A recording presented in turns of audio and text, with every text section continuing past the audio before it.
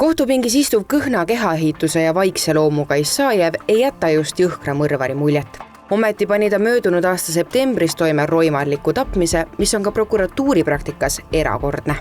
34-aastane Isajev läks 7. septembri südaööpaiku intiimteenuste ostmise soovivarjus 59-aastase Ludmilla juurde, keda ta tundis ligemale 2 aastat.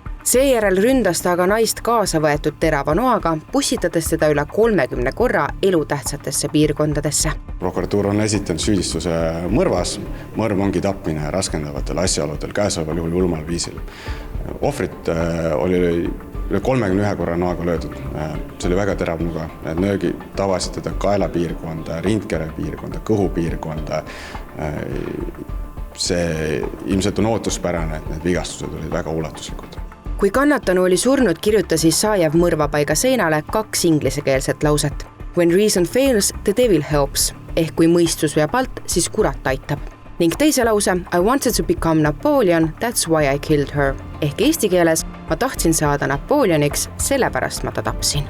Seejärel vahetas Isajev riided, suundus lähedal asuvasse Tallinna bussijaama, helistas seal häirekeskusesse ning lausus, saatke politsei, ma tapsin prostituudi. Isajev tegelikult ju tunnistas ise oma teo üles, ta helistas ise häirekeskusesse, siis mille üle täna kohtus üldse see peamine vaidlus käib? Vaidlus esmalt oli selle üle, et see kirjeldusteost ei langenud päris kokku selle pildiga, mis prokuratuuri hinnangul sündmuskohal avanes. Et vigastused olid märksa suuremad, kui süüdistatav neid esialgu kirjeldas. Isajev rõhutab ütluseid andes korduvalt, et ta sai mõrvaks inspiratsiooni Dostojevski romaanist Kuritöö ja karistus. Tema soovis aga teha paremini ehk tappa ohvri kirurgilise täpsusega ja valutult.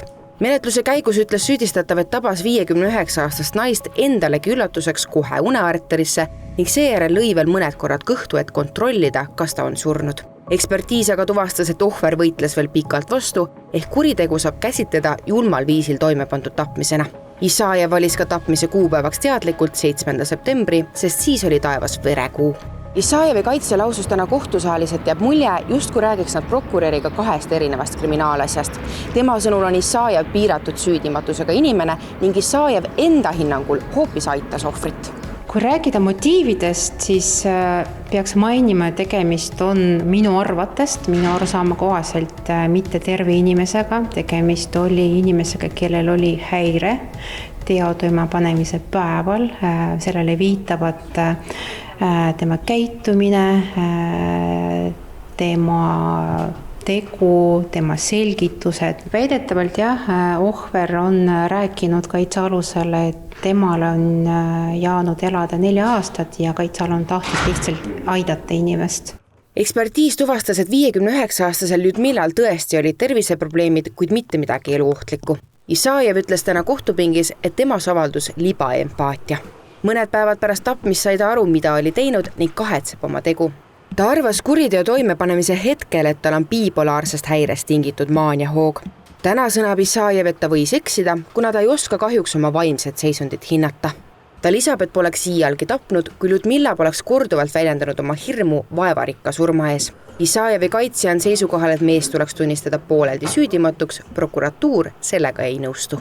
Varasemalt kaitsealusel on diagnoositud häire aastal 2013, nii et minulgi tekkis küsimus, et kuidas aastal 2013 oli diagnoositud häire ja nüüd aastal 2025 tegemist on täiesti terve inimesega. Prokuratuur lähtub ühest konkreetsest tõendist, nimelt on kohtupsühhiaater ja kohtupsühholoog ka väga põhjalikult hinnanud süüdistatava vaimset seisundit. See ei ole praktikas haruldane, et varasemalt on ka erinevaid diagnoose, aga siin tuleb arvestada ka konteksti. Psühhiaater ega psühholoog ei ürita seda teha meditsiiniteenuse osutamise raames. Neil on konkreetne kindel ülesanne tuvastada, kas kõigepealt esines selline raske psüühikahäire, mis kas piiras inimese võimekust oma tegudest aru saada või neid juhtida või välistas selle täielikult. Ja antud juhul eridiagnostiga eksperdid on andnud selles osas eitava vastuse, sellist häiret ei esinenud. Prokurör on seisukohal, et Isajevi peamine motiiv mõrvaks oli eneseületus. Prokuratuur taotleb süüalusele 18 aasta pikkust vangistust ning kohus teeb oma otsuse teatavaks 18. mail.